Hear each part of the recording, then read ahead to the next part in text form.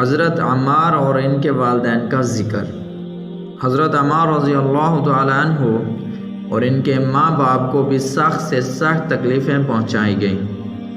مکہ کی سخت گرم اور ریتلی زمین میں ان کو عذاب دیا جاتا اور حضور اقدس صلی اللہ علیہ وآلہ وسلم کا اس طرف گزر ہوتا تو صبر کی تلقین فرماتے اور جنت کی بشارت فرماتے۔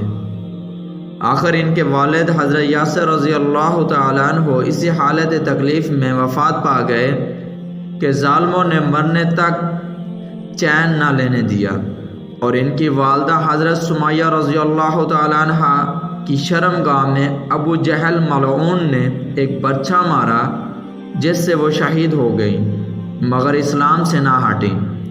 حالانکہ بوڑھی تھی، ضعیف تھی، مگر اس بد نصیب نے کسی چیز کا بھی خیال نہیں کیا۔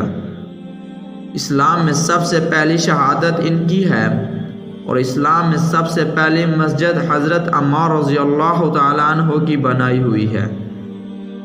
جب حضور اقدس صلی اللہ علیہ وآلہ وسلم ہجرت فرما کر مدینہ تشریف لے گئے تو حضرت عمار رضی اللہ تعالیٰ عنہ نے کہا کہ حضور صلی اللہ علیہ وآلہ وسلم کے لیے ایک مکان سایہ کا بنایا چاہیے جس میں تشریف رکھا کریں، دوپہر کو آرام فرمائیں اور نماز بھی سایہ میں پڑھا سکیں۔ تو قبائل میں حضرت عمار رضی اللہ تعالیٰ عنہ نے اول پتھر جمع کیے اور پھر مسجد بنائی۔ لڑائی میں نہایت جوش سے شریک ہوتے تھے۔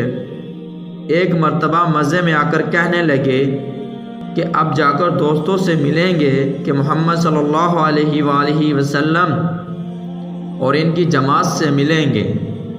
اتنے میں پیاس لگی اور پانی کسی سے مانگا۔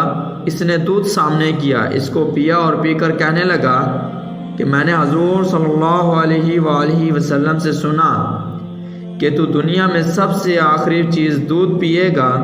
اس کے بعد شہید ہو گئے۔ اس وقت 94 برس کی عمر تھی، بعض نے ایک آدھا سال کم بتلائی ہے۔ اللہ اکبر کبیرہ۔